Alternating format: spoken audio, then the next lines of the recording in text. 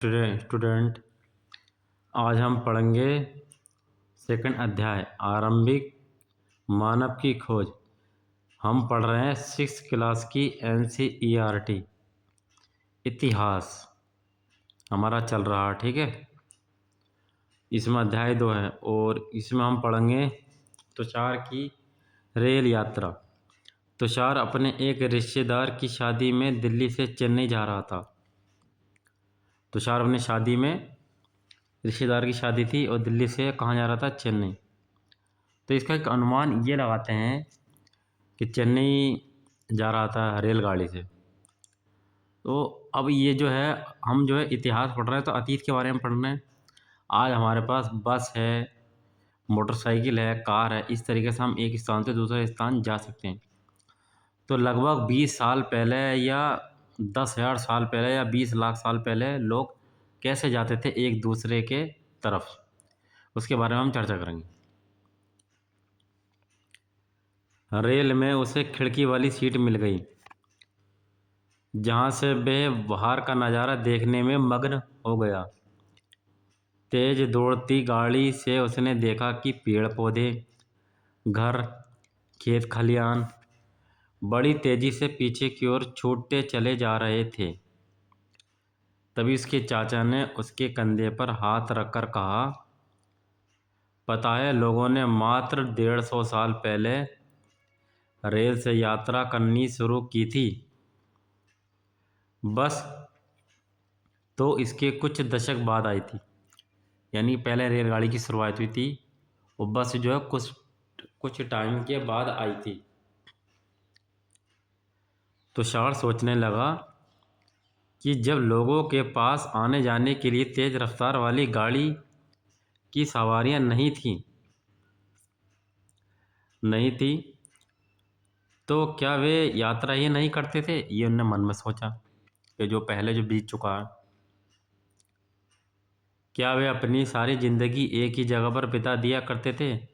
नहीं, ऐसी बात नहीं थी। ये आगे हम चर्चा करते हैं। आरंभिक मानव यानी मानव की शुरुआत। आखिर वे इधर उधर क्यों घूमते थे मानव उस समय पहले?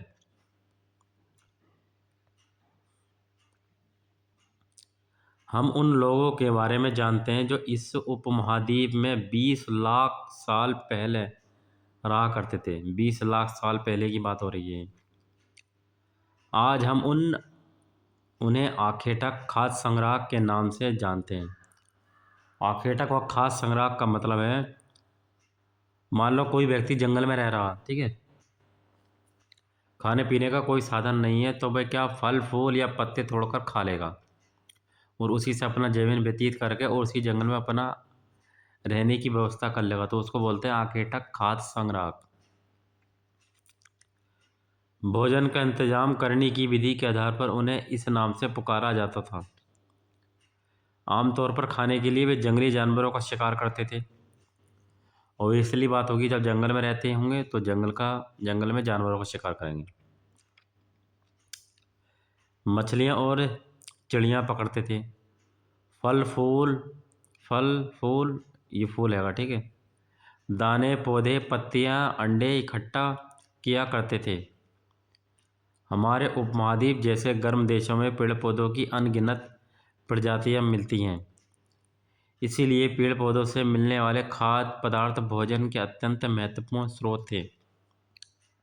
अपना भारत जैसे कहीं पे पेड़ हरे भरे मिलेंगे, कहीं सदाबहार वन मिलेंगे, कहीं पर्णपाती वन मिलेंगे। तो हर एक जगह अलग अलग वन की कंडीशन है इसमें। लेकिन ये सब कर पाना बिल्कुल आसान नहीं था। ऐसे कई जानवर हैं जो हमसे ज़्यादा तेज़ भाग सकते हैं। अगर हम उनका शिकार करेंगे तो हमसे ज़्यादा तेज़ भी भाग सकते हैं। कुछ जानवर जो हैं वो बहुत से जानवरों से हमसे ज़्यादा ताकतवर भी हो सकते हैं। जानवरों के शिकार, चिड़िया तथा मछलियाँ पकड़ने के लिए बड़ा सतर्क और जागरूक और तेज होना पड़ता था। पेड़ पौधों से खाना जुटाने के लिए ये जानना जरूरी होता था कि कौन सा पेड़ पौधे खाने योग्य होते हैं, क्योंकि कई तरह के पौधे विषैले भी होते हैं। साथ ही फलों के पकने के समय की जानकारी भी ज़रूरी होती है। ठीक है, ये भी हमें पता है कि कौन सा पेड़ पौधे का फल खाना चाहिए या नहीं खाना चाहिए।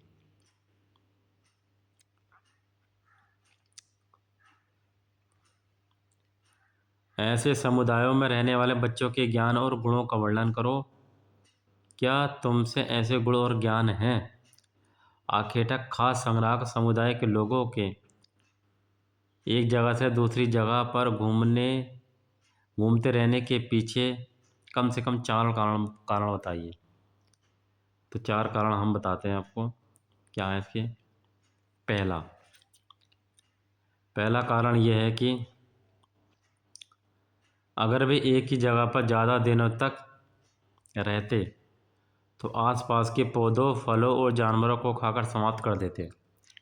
यदि एक जगह रहना है तो वहाँ पर पेड़ पौधे, फल और जानवर खा लेंगे तो वो जगह खाली हो जाएगी। इसीलिए वे भोजन की तलाश में दूसरी जगह पर जाना पड़ता था।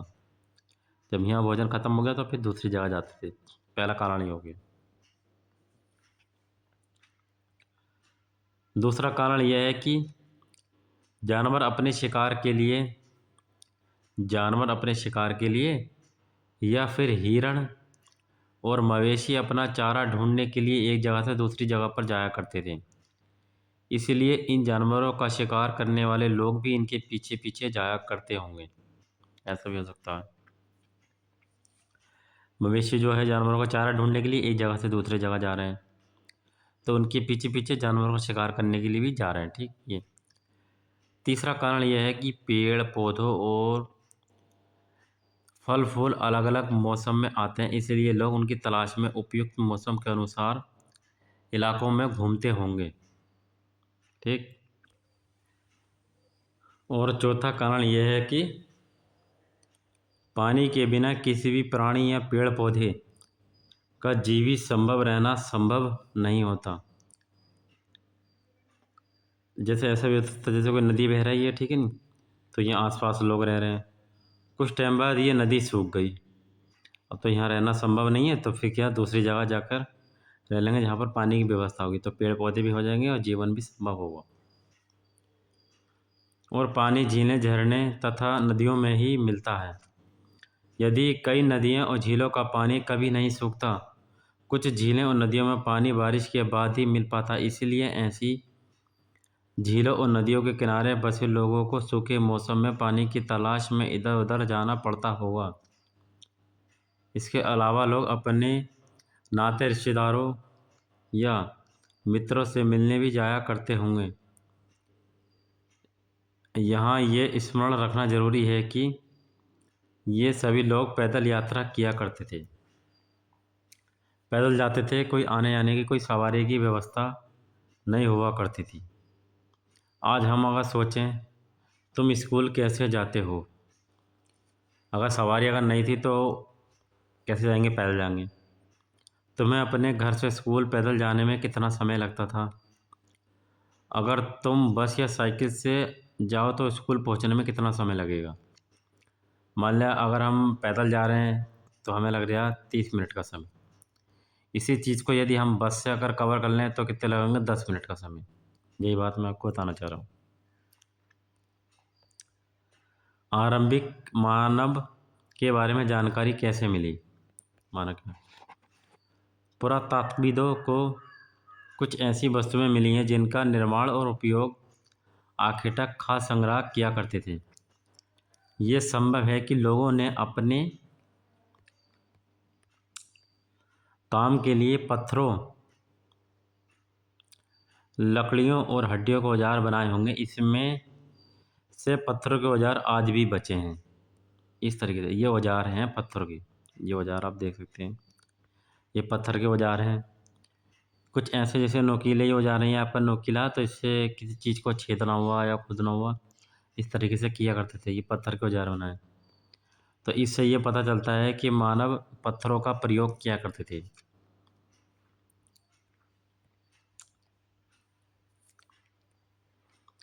यहाँ पत्थरों के औजार के कुछ उपयोग बताए गए हैं। ऐसे कामों की एक सूची बनाओ जिनमें इस तरह के औजार काम आते हैं। बताओ कि इनमें से कौन कौन से काम सामान्य पत्थरों से किए जा सकते हैं? कारण सहित उत्तर दो। ये हमें खुद बताना है कि इन पत्थरों से हम क्या क्या काम कर सकते हैं।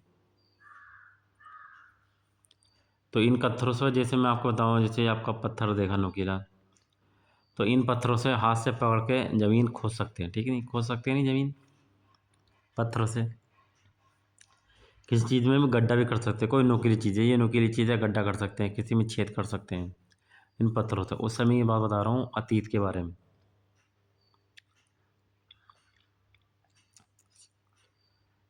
ये पत्थरों से बने प्राचीनतम औजार हैं। इन्हें कई हजार साल बाद बनाया गया। इन्हें और बाद में बनाया गया। इन्हें लगभग 10,000 साल पहले बनाया गया था। और ये गुटिका प्राकृतिक पत्थर हैं। ठीक है, कैसे प्राकृतिक पत्थर हैं?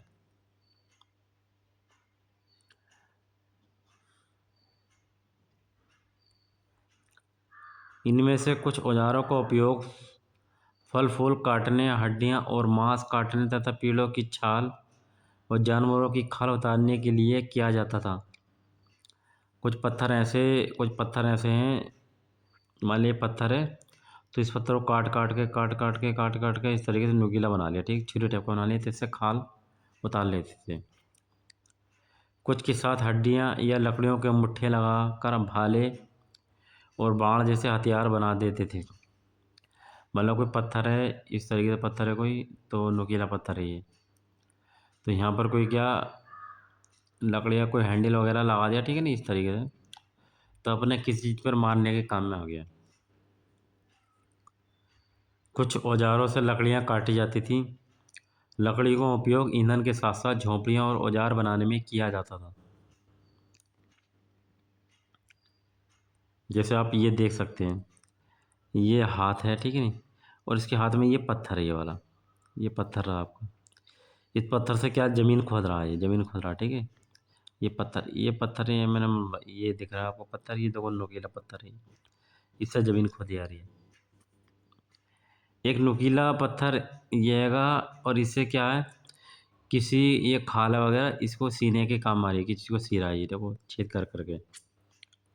तो ये लिखा, पत्थर के औजारों का उपयोग इंसान के खाने योग्य जड़ों को खोदने के लिए किया जाता था। जड़ों को खोद रहा है ये। जानवरों की खाल बने वस्त्रों को सिलने के लिए किया जाता था, ये वस्त्रों को सिल रहा। रहने की जगह निर्धारित करना। मानचित्र को दो देखो। लाल त्रिकोण वाले स्थान वे पुरस्थल हैं जहाँ पर आखिर तक खास संग्रह के होने के प्रमाण मिले हैं। ये मानचित्र है, और जो लाल बता रहे हैं, लाल, ये लाल सिंबल है पूरा पाषाण काल का, जिसमें मानव रहा करता था। तो एक ये भीमबेटका हो गया, हुस्की हो गया, कुरनूल की गुफाएं हो गई, यहाँ पर मानव रहा करता था, ठीक है ना। लाला वाले चिन्ह में हुस्की, कुरनूल की गुफाएं, भीमबेटका, ये वाले क्षेत्र में रहा करता था, ठीक है।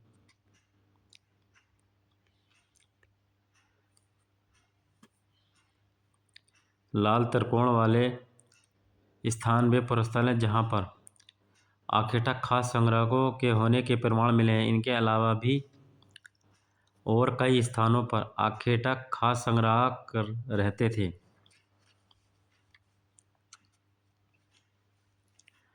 मानचित्र में सिर्फ कुछ गिने चुने स्थान ही चिन्हित किए गए हैं। कई पुरास्थल नदियों और झीलों के किनारे भी पाए गए हैं।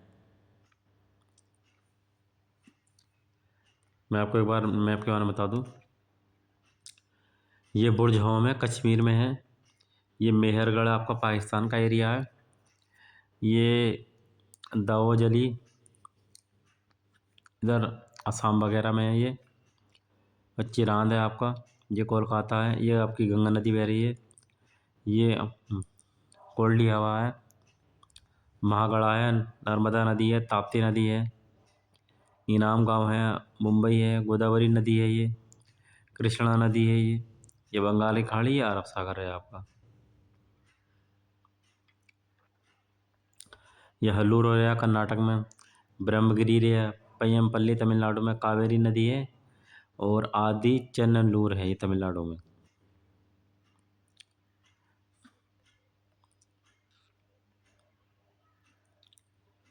क्योंकि पत्थर के उपकरण बहुत महत्वपूर्ण थे, इसीलिए लोग ऐसी जगह ढूंढते थे जहाँ अच्छे पत्थर मिल सके। जहाँ लोग पत्थरों से औजार बनाते थे, उन स्थलों को उद्योग स्थल कहते थे। तो बेसिकली लोग वहाँ रहते थे जहाँ पर बढ़िया पत्थर मिले और उन्हीं के औजार बनाते थे। आज भी यदि पत्थर के औजार हमें देखना है तो आप म्यूजियम में जाके देख सकते हैं। म्यूजियम में ये पत्थर रखे हुए आपको मिलते हैं। हमें इन उद्योग स्थलों के बारे में जानकारी कैसे मिलती है? आमतौर पर हमें ऐसी जगहों पर पत्थर के बड़े बड़े टुकड़े मिलते हैं और ऐसे उपकरण मिलते हैं जिन्हें लोग इन स्थलों पर छोड़ गए होंगे, क्योंकि वे ठीक नहीं बने होंगे।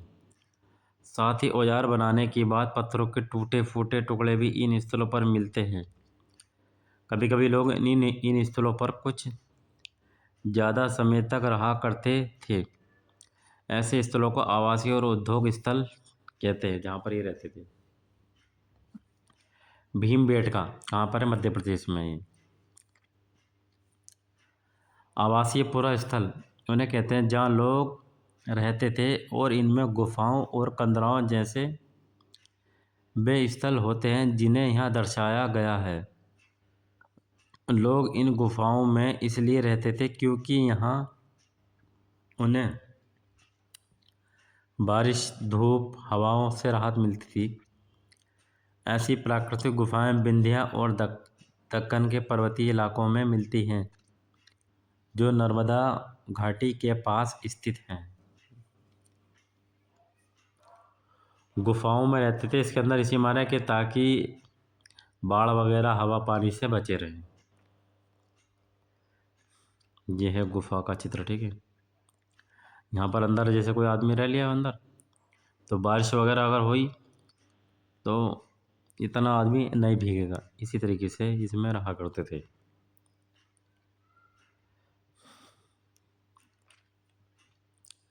अगर तुम्हें अपने निवास स्थान के बारे में बताना पड़े तो तुम इनमें से कौन सा स्थान चुनोगे? खाली आवासीय चुनोगे या उद्योग स्थल चुनोगे? आवास और उद्योग स्थल दोनों चुनोगे या अन्य चुनोगे? तो वैसे आवास और उद्योग स्थल दोनों चुनना चाहिए, क्योंकि आवास भी हो जाए और उद्योग के साधन भी मिल जाए।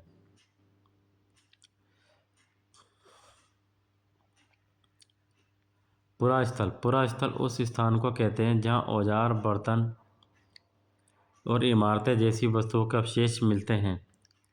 ऐसी वस्तुओं का निर्माण लोगों ने अपने काम के लिए किया था और बाद में वे उन्हें वहीं छोड़ गए। वे जमीन के ऊपर, अंदर, कभी कभी समुद्र और नदी के तल में भी पाए जाते हैं। इन पुरास्थलों के बारे में आपको अगले अध्याय में बताया जाएगा।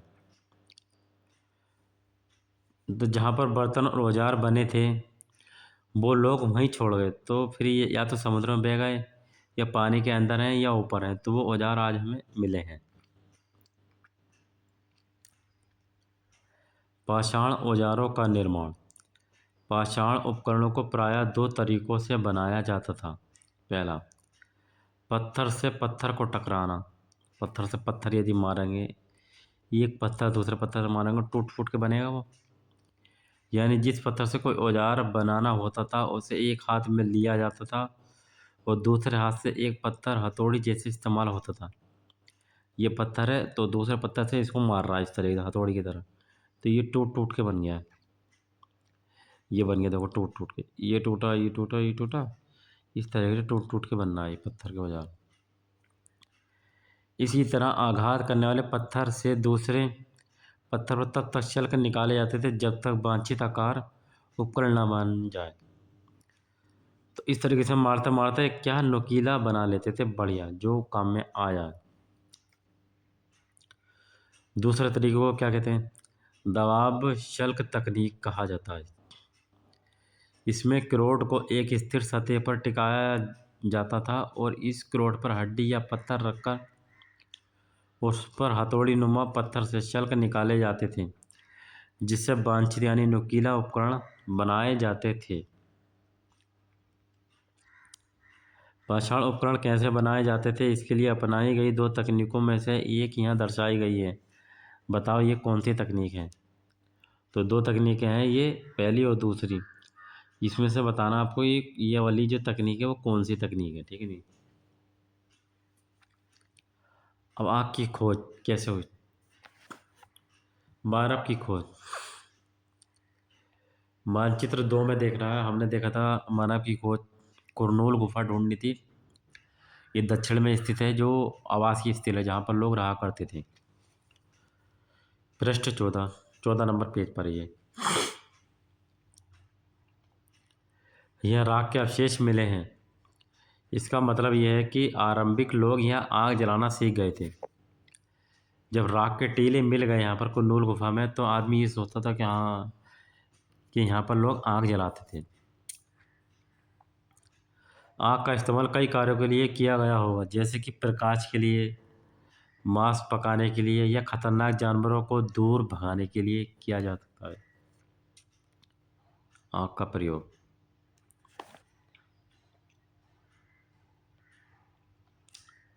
आज हम आग का प्रयोग किस लिए करते हैं, ये आपको बताना। आज हम आग का प्रयोग किस लिए करते हैं। खाना पकाने के लिए कर सकते हैं। आज की बात बता रहे हैं हम। या ठंड लगती है तापने के लिए करते हैं आग का प्रयोग, ठीक है। कई सारे आग का प्रयोग होता है। अब बदलती जलवायु। लगभग 12,000 साल पहले दुनिया की जलवायु में बड़े बदलाव आए और गर्मी बढ़ने लगी।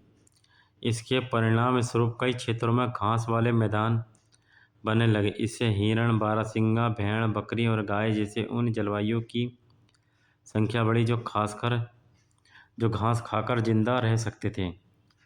यानी कि 12,000 साल पहले जलवायु बढ़ी और इन जलवायु से घास वगैरह उत्पन्न हुई, और इस घास से ही जानवरों की संख्या बढ़ी। जो घास जानवर लोग खाया करते थे उनसे ही जिंदा रहा करते थे।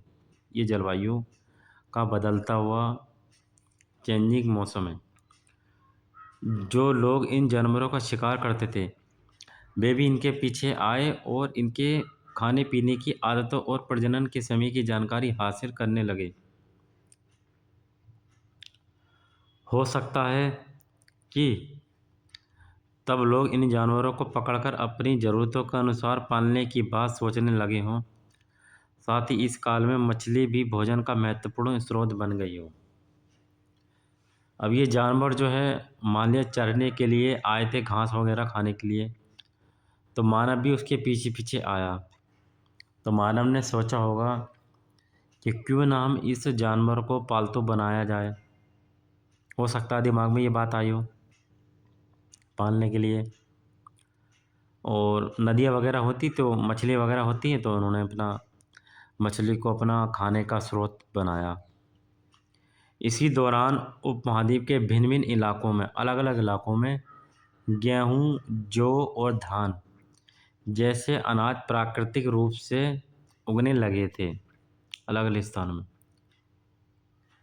शायद महिलाएं, पुरुष और बच्चों ने इन अनाजों को भोजन के लिए बटोरना शुरू कर दिया होगा।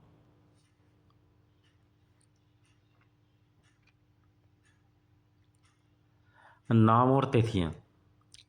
हम जिस काल के बारे में पढ़ रहे हैं, पुरातत्वविदों ने उन्हें बड़े बड़े नाम रखे हैं। आरंभिक काल को वे पुरापाषाण काल कहते हैं। पुरापाषाण काल वे काल है जिसमें मानव को लिपि का, पढ़ने लिखने का बिल्कुल ज्ञान नहीं था। मानव जो आखेटक और खास संग्राहक था, यानी कि फल फूल तोड़कर खाता था और जानवरों का शिकार किया करता था। पुरापाषाण काल को भी ये 3 भागों में बांटे। एक पुरापाषाण काल, मध्य पुरापाषाण काल और उच्च पुरापाषाण काल। ये 3 पार्ट हैं जिनमें इसी को हम पुरापाषाण कहते हैं। पुरा स्थलों से प्राप्त पत्थर के औजारों के महत्व को बताता है। पुरापाषाण काल 20 लाख साल पहले से 12,000 साल पहले के दौरान माना जाता है। इस काल को भी 3 भागों में विभाजित किया जाता है: आरंभिक, मध्य तथा उत्तर युग। मानव इतिहास की लगभग 99% कहानी इसी काल के दौरान घटित हुई है। किसके दौरान? पुरा पाषाण काल के दौरान। एक आरंभिक मध्य पुरा पाषाण काल और एक हो गया उच्च पुरा पाषाण काल। जिस काल में हमें पर्यावरण बदलाव मिलते हैं उसे मेसोलिथिक यानी कि मध्य पाषाण युग कहते हैं। पुरा पाषाण काल के बाद एक युग और आता है, उसको हम बोलते हैं मध्य पाषाण काल। इसमें आपको पर्यावरण यानी कि एनवायरनमेंट के बारे में जानकारी मिलती है और इसी में ही क्या है, पशुपालन वो शुरू हुआ था। इसका समय लगभग 12,000 साल पहले से लेकर 10,000 साल पहले तक माना गया है। इस काल के पाषाण औजार आमतौर पर बहुत मोटे होते थे। इन्हें माइक्रोलिथ यानी लघु पाषाण कहा जाता था। प्रायः इन औजारों में हड्डियाँ या लकड़ियों के मुट्ठे लगे हंसियाँ और आरी जैसे औजार मिलते थे। साथ साथ पुरा पाषाण युग वाले औजार भी इसी दौरान बनाए जाते रहे हैं। पृष्ठ 13 पर आप देख सकते हैं चित्र जो बने थे, पत्थर के जो चित्र बने थे वो 13 में हमने देखे थे। इस दौरान बनाए गए औजारों में तुम्हें कोई बदलाव दिखाई देता है? अगले युग की शुरुआत लगभग 10,000 साल पहले से होती है। इसे कहते हैं नवपाषाण युग। ये ऐसा युग है कि इसमें कृषि की शुरुआत हुई थी और मानव के जीवन में बड़ा बदलाव आया और मिट्टी का भी प्रयोग किया इन्होंने चाक का पहिया वगैरह बनाया और कृषि में इन्होंने शुरुआत की और जौ की खेती, गेहूं की खेती करनी शुरू की। लेकिन इसके बारे में हम अगले अध्याय में पढ़ेंगे, नवपाषाण युग के बारे में। नवपाषाण काल का मतलब क्या होता है?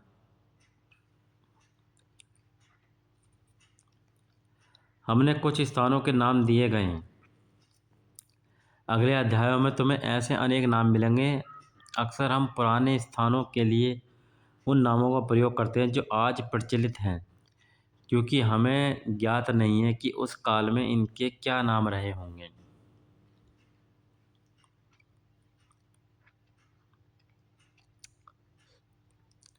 साथ ही ये भी सीखने लगे होंगे कि यहाँ अनाज कहाँ उगते थे और कब पककर तैयार होते थे।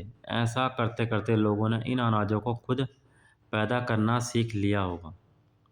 शैल चित्र, एक शैल चित्र के बारे में बताओ, क्या बता सकते हैं हम? जैसे कोई हिरण ये भाग रही है, कोई आदमी भाग रहा है इसके पीछे पकड़ने के लिए, इस तरीके से हम बता सकते हैं। या आप अपने दिमाग में खुद सोच कर बताओ ये कौन सी चीज़ भाग रही है, उसके पीछे आदमी क्यों भाग रहा है।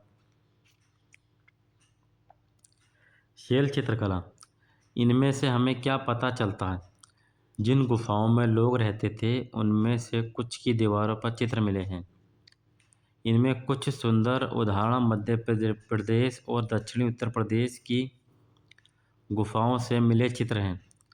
इनमें जंगली जानवरों का बड़ी कुशलता से सजीव चित्रण किया गया है।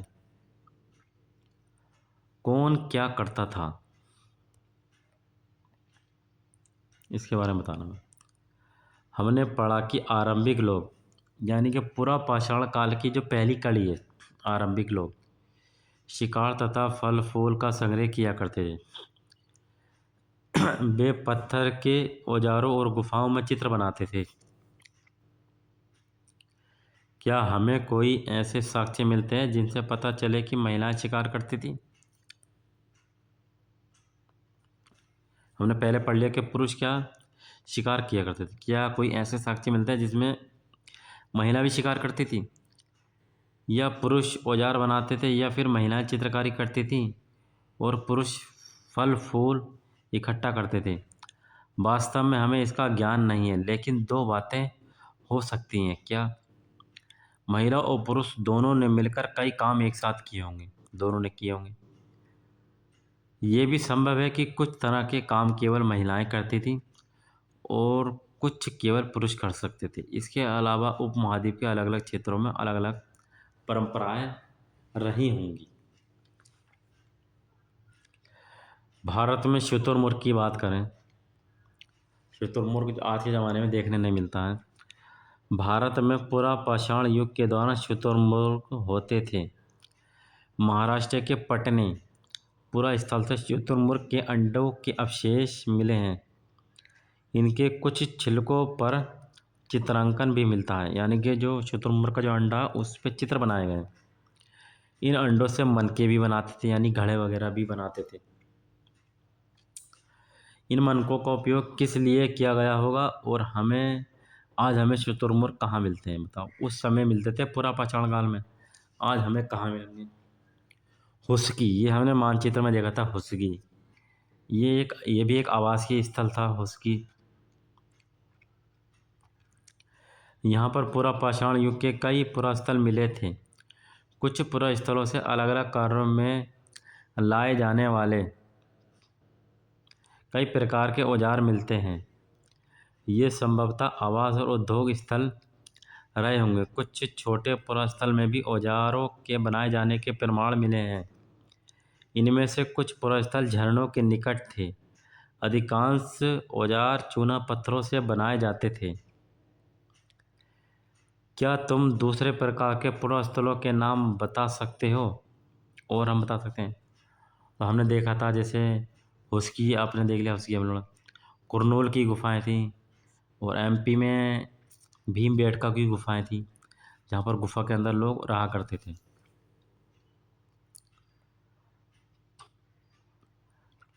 अपने एटलस में फ्रांस ढूंढो। कौन सा फ्रांस ढूंढो?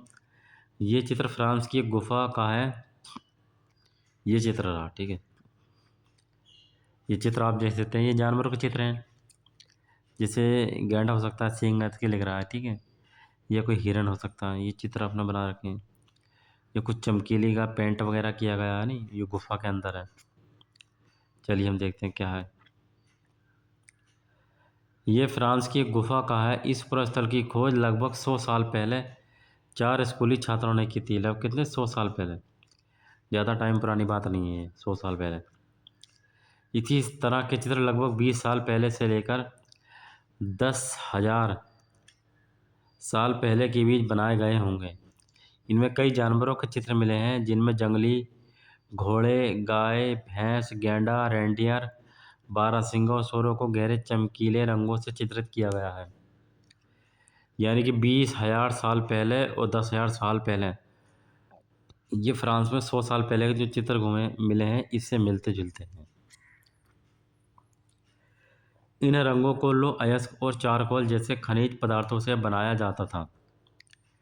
ये संभव है कि इन चित्रों को उत्सवों के अवसर पर बनाया जाता था। फिर इन्हें शिकारियों द्वारा शिकार पर निकलने से पहले कुछ अनुष्ठानों के लिए बनाया गया होगा। क्या तुम इन्हें बनाने का कोई कारण बता सकते हो? अगर हम बता सकते तो ऐसा हो सकता है। ये चित्र बनाते थे और ये एक अनुमान लगाते थे कि इस तरीक़ा का जब कोई जानवर है तो उसको शिकार करना इस तरीके से, या फिर रंगोली के तौर पर इस चित्र को बनाते थे। इस तरीके से हो सकता है। कई कामों के लिए ये बना सकते हैं ये चित्र। उपयोग से आखेटक खास संग्रह मानव क्या था? ये था। फिर पूरा स्थल, उद्योग स्थल, फिर आवासीय स्थल, पूरा पाषाण, मध्य पाषाण, लघु पाषाण काल। ये एक सीरियल है। ये शुरुआती जो कड़ी है इसकी, वो मानव कैसा था? आखेटक को खास संग्राहक था। फिर अब पूरा स्थल यानी कि औजार वगैरह मिले, उद्योग स्थल मिले, आवासीय स्थल। अच्छा, कल्पना अगर करनी है, कल्पना, तुम आज से 12 साल पहले पत्थर की एक गुफा में रहते हो। हम रहते हैं। पृष्ठ 15 पर देखना, वो गुफा जो बना रखे हैं, अंदर रह सकते थे। तुम्हारे मामा गुफा की एक भीतरी दीवार पर चित्र बना रहे हैं और तुम उनकी सहायता करना चाहते हो, तो तुम क्या सहायता करोगे? रंग बनाओगे या रेखाएं खींचोगे या फिर उनमें रंग भरोगे? तुम्हारे मामा तुम्हें कौन कौन सी कहानियाँ सुनाएंगे? ये कोई टाइम पीरियड है। मध्य पाषाण युग 12,000 से 10,000 साल पहले, और नव पाषाण 10,000 साल पहले की बात है। ये कुछ क्वेश्चन आएंगे ये आपके।